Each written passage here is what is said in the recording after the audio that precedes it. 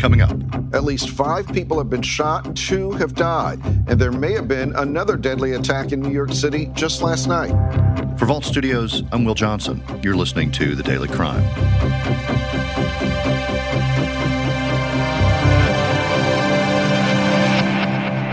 Police in Washington, D.C. and New York City are pleading with the public for help to find a suspect who they believe is responsible for 5, possibly 6 shootings targeting people experiencing homelessness between the two cities. And they're trying to get the word out that they want anyone who's homeless, anyone who is living outside to seek shelter for their own protection at this time because this individual is at large. I'm joined by Katie Kyros, a reporter at WUSA9 in Washington, D.C. Katie, thank you for being here with us. We appreciate it. Hi, Will. Thanks for having me. So let's go back a few weeks ago when all this appeared to start in the Washington, D.C. area. Tell us what we know about what happened originally in early March. What we know so far is that this has been a string of attacks, and this started under 2 weeks ago. On March 3rd, a man was shot and wounded. And this happened on the 1100 block of New York Avenue Northeast. And he had non-life-threatening injuries. So presumably he was able to speak to the police. He's okay. Then on March 8th, another man who was sleeping on the street as well was shot and wounded on the 1700 block of 8th Street Northeast, not far from the first incident. He also survived. But on March 9th, the man was fatally shot and stabbed, and his body was found on the 400 block of New York Avenue Northeast. And there was a tent fire where his body was found. That's how police found him and realized what had happened. It's not clear exactly when he was shot, just that his body was found on that morning of March 9th. Then we come to this weekend, and in New York City on Saturday morning, 2 men in separate areas of Soho were each shot. They were both sleeping on the street, and one died. And there's actually a 6th incident that just happened last night that police are now investigating to see if it's connected to these other attacks. But what we know is that what they all have in common is all of these victims are homeless and were sleeping on the streets, living outside, some of our most vulnerable people in the cities. And police have now joined up, the Metropolitan Police Department and the New York City Police Department, along with federal investigators, to try and find this one individual that they now say is responsible for all of these incidents in both cities. They had actually put out a warning right after the first few of these incidents. Is that right?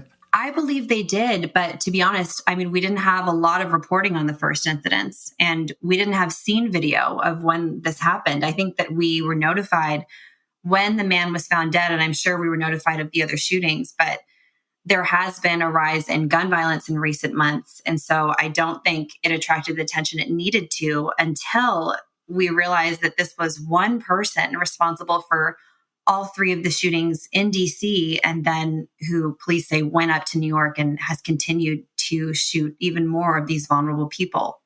And how have police been able to link these crimes? What are we hearing? So police say that it's the circumstances of the crimes that has allowed them to link it, as well as evidence that they haven't released, and presumably being able to talk to some of these victims who survived and have been able to speak to them.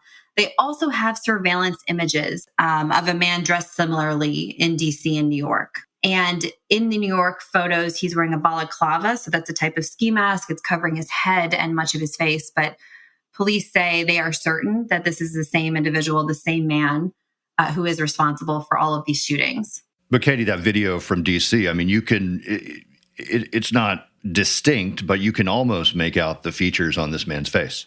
You can. In the DC images, you can see a face pretty well. And so that's why police are releasing these images and trying to get the word out. They're really hoping someone will recognize this suspect and give them a tip. And they're offering substantial reward money to try and get the public's help with this. Katie, I know there's a similar case that's happened in Miami recently that people are talking about a bit, but there's no connection, but it's similar. And so people are discussing that one as well. Right. There's no connection, but it is similar in that that's a suspect, a man who's been arrested, a 25-year-old real estate agent in Miami who is charged with 2 homicides and 1 charge of attempted homicide in Miami for shooting 3 men who were homeless in December, and 2 of them died. And they had surveillance video in Miami of him in his car, literally leaning out and shooting the victims from his car. And so that's been compared to this just because those also seem to be completely random killings targeting homeless people with no apparent motive that's been released so far. But he has been arrested. It's just strange that these vulnerable populations are being targeted in multiple different cities at this time. Katie, obviously, D.C. and New York both have huge issues surrounding people who are experiencing homelessness. What are advocates saying at this time?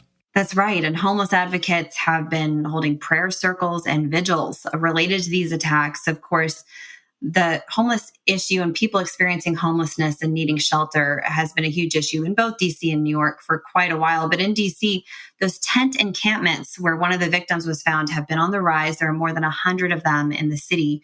And the mayor in this winter announced a program to try and bring those people who are living in the tents directly into apartment housing, because sometimes people who are homeless don't want to go into the shelters. And in New York, just last month, the mayor there announced an initiative to try and keep homeless people from sleeping in the subways. They've said they want to clean up the subways.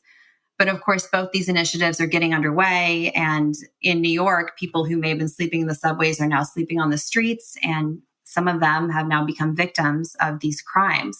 And have we heard anything here in D.C. from Metropolitan Police about protecting those who are still out there on the streets as this suspect is at large?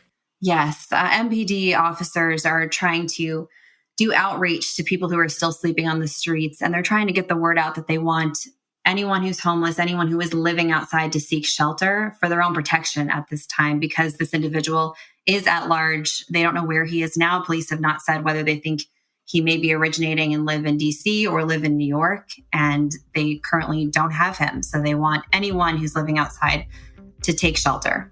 Just a really awful case. I hope they catch up with the suspects soon. Katie Kyros at WUSA9 in D.C., thanks for talking to us. We appreciate it. Thank you so much, Will. Thanks for listening to The Daily Crime. Be sure to check out our weekly show, True Crime Chronicles, available wherever you listen to podcasts.